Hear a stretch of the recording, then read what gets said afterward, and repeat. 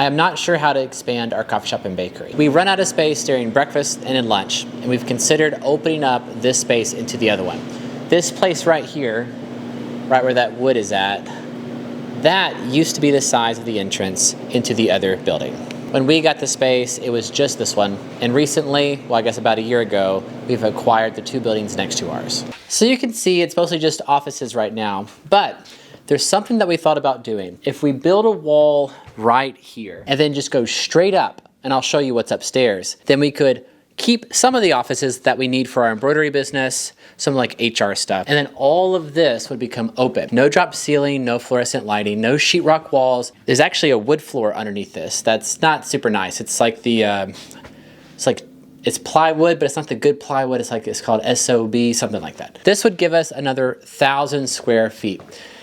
And this would be an enormous amount of work, but what would it really cost? I'll show you upstairs to tell you what I'm talking about. Before we go upstairs, I wanted to show you the 3rd building.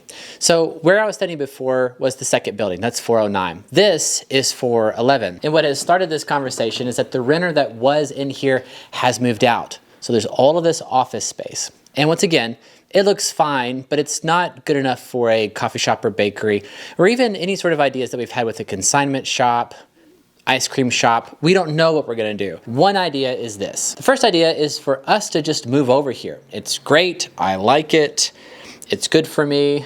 And look at these windows. On the other side of these windows, if you can see it, is a $15 million brand new library. That's awesome. So our shop, along with 2 other office buildings that we own, are located right in the center of town, right across the street from a brand new library. I love that. This space, I think we could rent out, which kind of is this dilemma. So let me just lay it out like this. The smartest, most financial thing that I could do would be just to rent out this space. It's 3 offices, a bathroom, a kitchenette, and this kind of larger reception area. I think that could work. In my little market, we could get anywhere from $1,500 to $1,800 a month to rent out just this. Now, these buildings were purchased together, I believe, and they've already made entrances into the other space. So the space I was in just a second ago, this door basically goes through this building. 411, 409, 407. So 407, 409, 411. This would be a huge coffee shop, but it kind of seems like it's too much space for it. Anyway, the smartest thing to do, most financially smart, would be to shut this off and to simply rent out this space for $1,500 to $1,800 a month.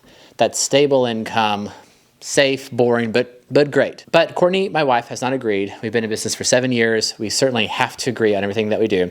So we're gonna go upstairs of the 409, that's the 2nd, in between the 2 buildings. I'll show you what I think would be very simple, labor intensive, but very simple for us to do. And you give me your opinion on what you think. Okay, so just hear me out on this, hear me out. What does it actually cost just to get rid of all of this, right? The balcony's fine. Who cares if it's like a chipped tin ceiling? We'll just brush it off. It's gonna be very rustic. We'll maintain the balconies and just remove this whole floor. So, in essence, your shop grows by this amount. All of this junk just goes away. That's a studio room I have back there. So all this goes away. And then you're standing down where I was below, and you can look up and see the balcony. The balcony looks fine. These are not load-bearing walls. What's the problem with this? Chandeliers, I could put 2 chandeliers here, but the lighting's already run, right? Right where the fluorescents are there, I just put 2 massive chandeliers there. The only problem is the floor. The flooring would be the major cost. I'm looking at $3,000 here. I'm just gonna be honest. Like, what do you think about that? Dumpster fee, entrance fee. I'm gonna demo all of this. And then whatever, I mean, there's just a tent, like if you look at this, I mean, I don't have like my zoom lens, but like, seriously though, I think underneath this looks a lot better. And who cares if it's coming off a little bit? That's just super rustic. I really feel like I could do this. Oh, your HVAC. The only other problem is your HVAC, but we already have 2 HVACs in this building right now. And you could run your ductwork right underneath your balconies. I don't know, guys. I think I could do this. I actually, I really think that I could do this. All right, so you saw the balcony. Back of that balcony is about right here. So do you want to put a wall here? And then that would be, so imagine like you're standing over there and you're looking up. So you'd see a wall, I'm a wall. And then up above you would see that balcony wall. And then you just rip everything else out. The problem is the flooring. The major cost in all of this is the flooring. Because the flooring is that cheap chipboard plywood that I don't think would look good. So we'd have to do something. And we're trying to do this on the most minimalist amount of money possible. This used to be a storage room. This is where the staircase is at. But I'll show you, our foundation for this building is, well, it's on floor joists. And you can kind of fit under there. Anyway, the reason I was going to show you this is this is what the floor is right here. So it's just that cheaper plywood. If the plywood was like this would look great. But it's not this. It's the crappy stuff. This press board, because of SOB or whatever. I don't think that this flooring would look good enough. The first idea is that if we don't replace the floor and we just have that cheaper plywood, then we could set up a little consignment shop, 8 to 10 booths charging anywhere from $100 to $250 a month, have a central register where you get 10 to 20% off of each transaction connected into our coffee shop. So the coffee shop is really untouched. All of our books and plants move over into that, let's say, consignment style area that we would curate really well. We would charge that. That's anywhere from $1,500 to $2,000 a month plus whatever you would get in the percentage of those transactions that you'd ring up for them. My extra cost would be demoing the building, which I think you do for $3,000. I would then have my extra internet, which is $80 a month. I already have the register system through Square. I would need a Square retail subscription, which is I think $80 a month. So all in, I would be under $200 a month charge plus $3,000 for all the demo. I have a lot of time invested. I don't know. I mean, that's our first idea is that style of shop in this space. The other is a cheaper vinyl floor put in, and then the huge expense of tables and chairs. People break restaurant furniture all the time. When we first started the shop, we just filled it with anything that we could find, and they just broke everything. And that's fine. There's normal wear and tear, and then there's restaurant wear and tear. So, most of our chairs cost $120 a piece for restaurant style, heavy duty sturdy tables and chairs. So you're looking at, another $5,000 in tables and chairs plus what the expenses would be to demo, and then extra cost on lighting and extra cost on your cheaper vinyl floor.